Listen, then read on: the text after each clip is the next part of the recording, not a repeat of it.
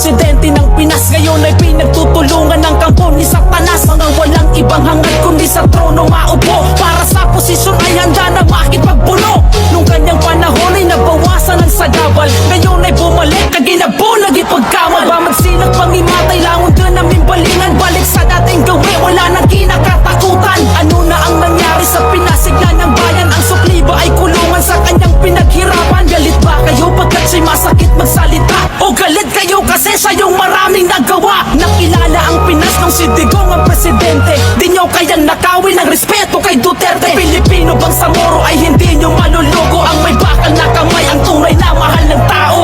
Pinakamagaling na naging presidente ng Pinas. Ngayon ay pinagtutulungan ng kampo ni Satanas. Mga walang ibang hangad kundi sa trono maupo. Para sa posisyon ay handa na makipagpuno. Nung kanyang panahon ay nabawasan ng sagabal. Ngayon ay bumalik